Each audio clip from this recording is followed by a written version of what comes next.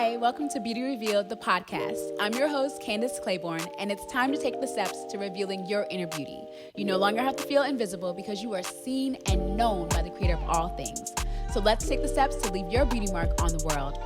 Let's go. We're about to go deep. Hi, guys.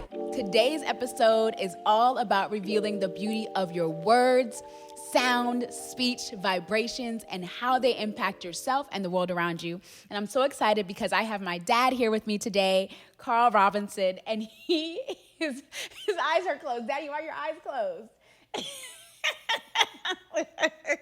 He getting ready. He meditating and praying and getting ready to talk with you guys because we are talking all about speech, and he's here today because he has been such an instrumental person in my life, not only just as a father, but really as a friend, because we talk a lot.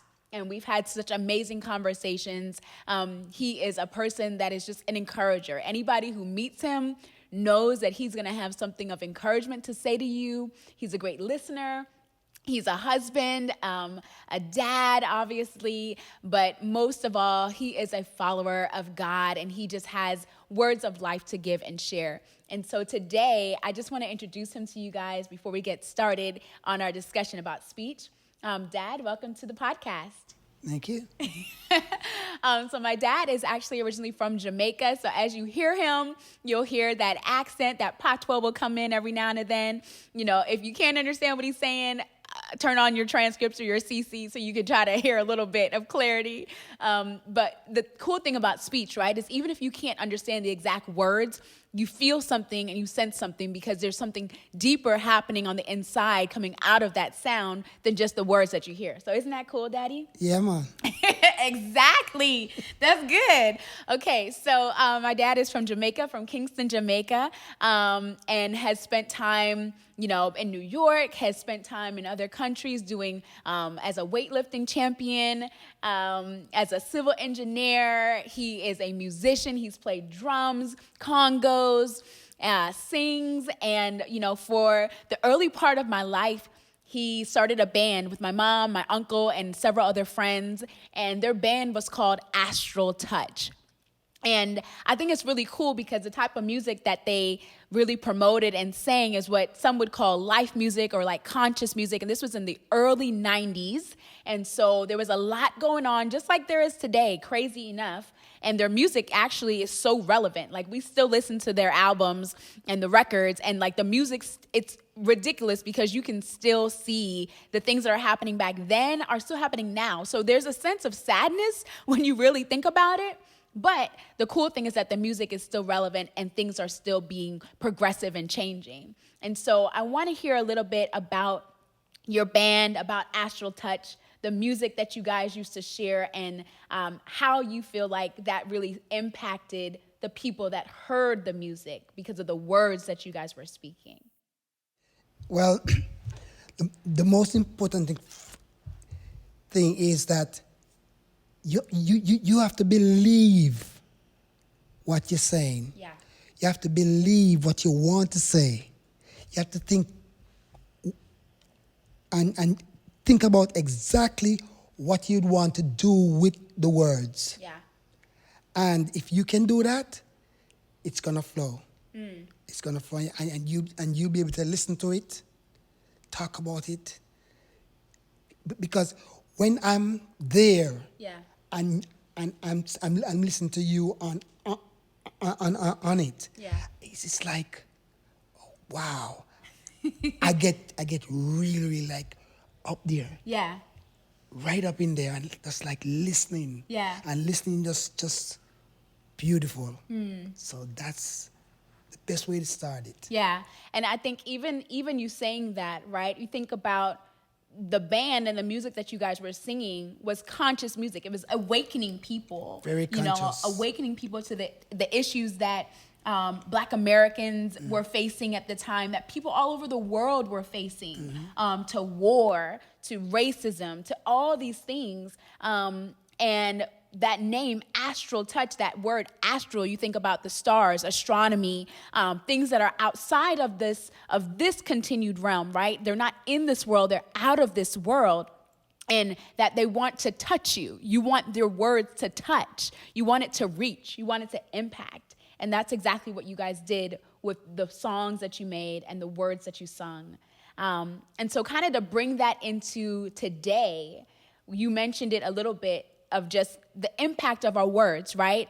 Words, my auntie Raina, who I love dearly, she's like a play auntie. If anybody got a play auntie out there who they're like blood, and she is so profound. And she told this to me years ago. She said, your words create your world.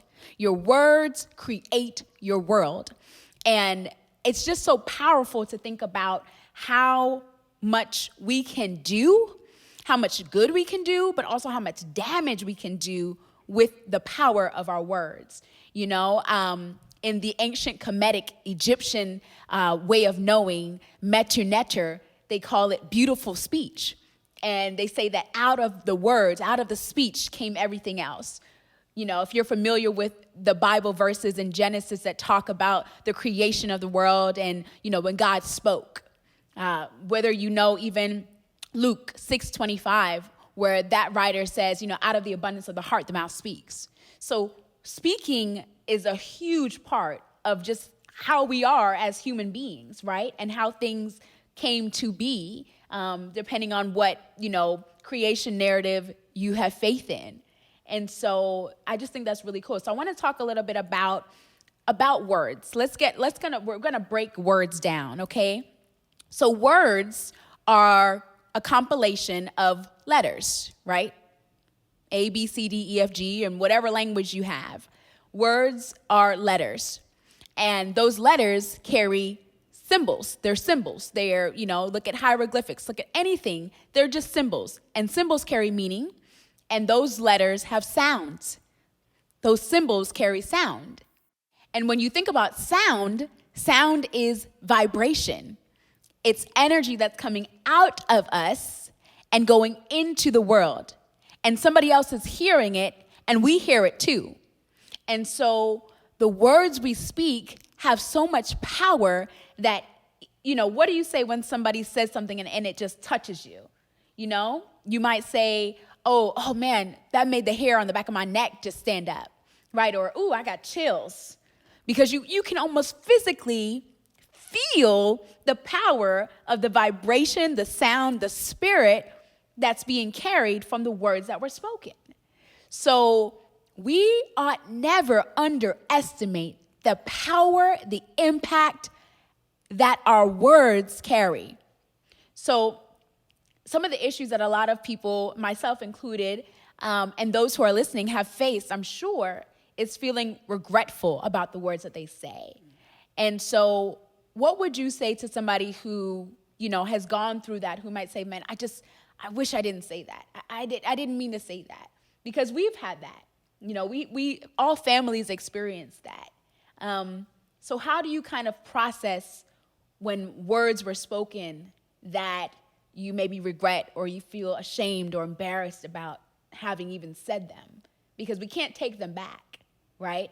And that's a hard pill to swallow sometimes. But I'd love to hear from you, Dad, in terms of, you know, somebody who is experiencing that. How would you encourage them as they go through that process of you know, really accepting that the words that they spoke maybe weren't loving, they weren't kind? How do we process that in our heart? Well, go back to love. Good. If you go back to love, then everything is revealed. There's nothing that you'd want to do after that once you put the word down. Yeah. And so it's simple. It's just love the Lord thy God. Yeah. With all your heart, with all your soul. Yeah. In everything that you have. Yeah. Because everything that he has for you, he gave it to you. Yeah. Yeah. No, that's good. That's exactly. And you even said reveal. Ooh, I love that, you guys, because my dad and I, we just vibe. Like I said, we vibe on a whole nother level. And I'm so grateful because, you know, there's nothing like the relationship between a father and a daughter. And I'm so grateful to have my father still here in this physical earth in this way. I don't take it for granted ever, because you are a special, special dad. I've been able to see you evolve as a dad and now as an adult where we talk. So I am so excited because you and I have a very special, unique relationship. And the fact that I get to still be here and you're here and we exchange. When we exchange words, you guys, sometimes, have you guys ever experienced this where you're talking to someone and it's like they know what you're going to say before you say it? Or you say something and they know exactly what you mean, and somebody else might hear the conversation and feel confused even, or because it wasn't meant for them, right? So I encourage you, at The Beauty Revealed, we're all about your compliment crew, identifying other people in your life who compliment you, not only with their words, like, hey girl, you look good, or okay, I see you. Not just that, but people who compliment you, who help to bring a wholeness to you. Because that process of speaking, of working through things in your life, that's why we go to therapy. That's why we got counselors, because we need to talk. And whether you're an introvert and you may be a more quiet person, y'all was joking earlier about my husband and the fact that, he is not a talker the way I am. And at the early part of a relationship, I was concerned, like, oh, is this going to work? Because you're not talking a lot and I want to talk more. And thank God he eventually started talking more and warming up. But just the idea that we learned this in premarital counseling, that he's just as comfortable not talking as I am talking. And so we all have different flows. Even my dad is a lot more quiet than my mom is. And so, but they complement each other. Tommy and I always say, well, for me, Candace, I like to talk, and he'll say he likes to listen. You got to kind of have a flow sometime. And so when you think about your words, have a compliment crew, a space in which you can speak clearly, freely, honestly, and a place to kind of process things, because that's what we get to do. Life is a process. It's not about getting it perfect, but rather it's about going through the process. Perfection is whole. Perfection means making whole. So back to our key subject at hand today, revealing the beauty of words. I want to hear a little bit about how words impact, and what does that do to a person that hears words? What would you say is kind of the key, like how they might feel, or why it's even important? Why can't I? Because Tommy taught me this. My husband has taught me a lot of things. I give him a lot of credit, and I thank God for him, because that's a part of the beauty of marriage and friendship, really. And he taught me early on in our marriage, we were having a really, let me just say it this way. I like to talk, as I mentioned. And for a long time, I didn't realize how my words were coming out. And I felt as though, because I'm a talker, that I just had the freedom to just say whatever I wanted. And that, people would just deal with it. It was really arrogant. And he helped me to see. He said, hey, you can't just say whatever comes to your mind. You can't just say stuff. There's a time and place for things. And I did not respond well in the moment. I was like, what are you talking about? This is just how I am. I'm just talking. And he said, no, he didn't say it exactly this way, but pretty much he was encouraging me to think before I speak. And you always said that to us growing up, right, Daddy? Yes. So why do we even need to go through that process of thinking before we speak? Why can't we just say what we want, however we want, whenever we want? Why is context and timing even important? Because you is you. Okay. Break it down again. You is you. And if you believe that you is you, you will do the right things. Yeah. You'll be faithful. You'll be loving. You'll be kind. Yeah. You'll do the things that God wants you to do. Yeah. And He allowing you to do it. So if He's allowing you to do it, just chill. Chill. Yeah. No, I love that, because faithfulness, right? Our words, man, how many times have we said, yeah, oh, I'm going to call, and I'm like guilty, but I've gotten way better. My sisters, if they're listening to this, they know I've gotten better. The other day, I was on the phone with one of my sisters. I have 3 sisters. On the phone with one of them, something happened with my kids, and I'm like, okay, I'm going to call you back. And we were on, I don't know, another sister was there, and, she's like, well, okay, I'm going to call you back. And I actually called her back, like, within 5 minutes. And they were surprised. She was like, oh, yeah, I definitely thought I was going to talk to you tomorrow. Which is like, dang, like, I don't want that to be my, my thing that you think I'm not going to call you back. And so I'm like, no, I meant it, And so just that idea that our words, they matter. Yes. They do, especially if you're a parent. Our words matter. When you commit to something, when you say you're going to do something, really doing that. I mean, vulnerable moment here. I had a moment where my daughter and I, we read books at nighttime. And on one occasion, I was cleaning up and I was doing my mom thing and doing my kind of Enneagram 3 performance thing where I was trying to clean up everything, get everything right. And instead, I told her, okay, just wait for me. I'll be right there. I'll be right there to read to you. And I'm still hustling and cleaning up. And I go in, and by the time I get there, she's asleep with the book on her chest, waiting for me. And yeah, like, it broke me. I was so like embarrassed. I felt so bad. I felt so sad for her. And it was like, dude, girl, you cannot do that. Like, she is more important than those dishes. And if I get it, parents, I get it. You want to make sure things are clean and I get it.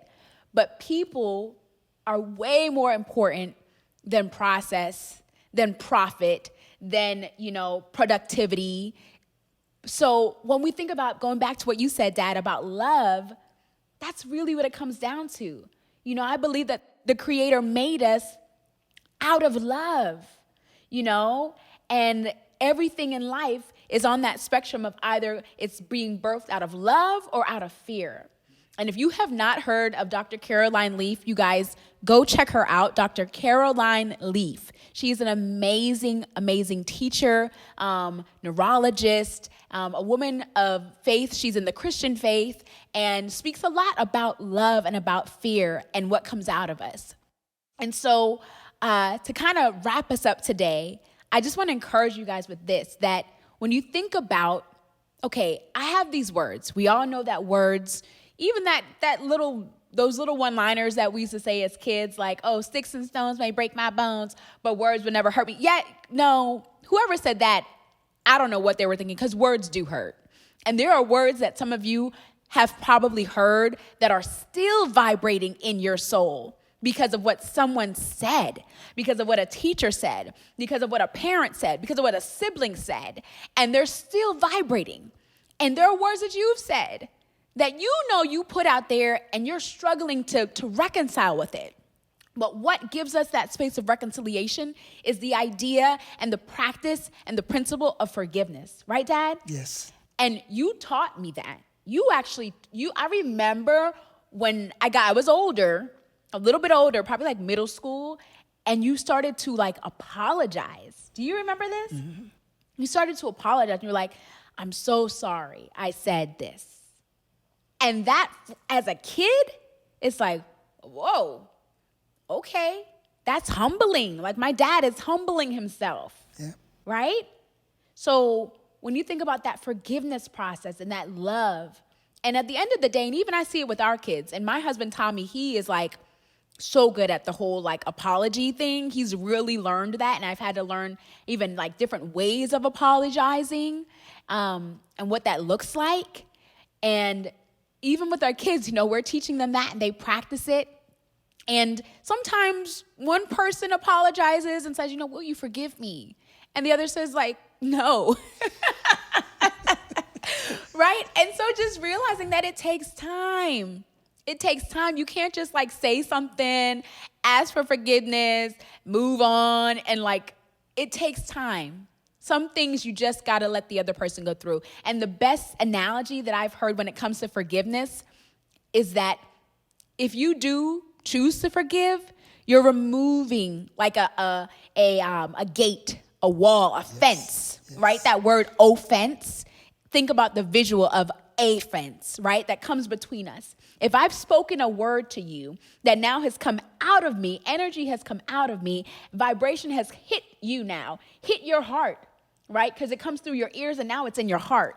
And it's something's happening inside of you. Now you have an opportunity to respond, right? If it came out of love, there's usually a loving response. If it came out of anger, fear, resentment, whatever it is, out of some place that wasn't kind, then you're bound to probably have something elicit back out of you. We mirror things, right? That law of attraction, if you will. You're going to attract that stuff. If that's what you're putting out, it's going to come back out. So if what we put out, that other person feels, then that process of, if there's an offense that comes up, now there's a fence between you and I. We're now separated, right? And if I offer, okay, hey, please forgive me, and you say no, you don't even want to deal with it. And I get it. It may not happen immediately. But if you never choose to move into a space of forgiveness and you allow those words to keep ringing inside of you and growing and taking root in your heart, right? Then what happens is that fence now remains. And I'm out here. You're the one that's locked up. You're the one that's surrounded that can't get out. I'm free. So sometimes we think that keeping a sense of offense and unforgiveness, that we're doing something to the other person, but essentially it's really keeping us locked up, right? So as my dad said earlier, love, and it's not just a cliche, it's not just like a thing you say. It's not some type of like holiday, It really is a true thing. And if you felt it, you know it.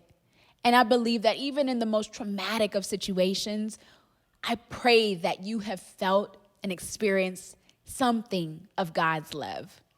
And that as you go through life, that your words create the world that you truly desire. And that grows and vibrates forever and is eternal. And so thank you so much, Daddy, for being with me today. I love you. I love you. Love you too. Because it's one love. Yes. And one heart. Yes. Makes you feel all right. That's right. Good. And that's Bob Marley, guys, if you don't know. So thanks so much, guys, for listening and watching the Beauty Revealed podcast. I'm so glad that you're here with me today. Be sure to like, comment, and rate this podcast on whatever platform you're listening to or watching today.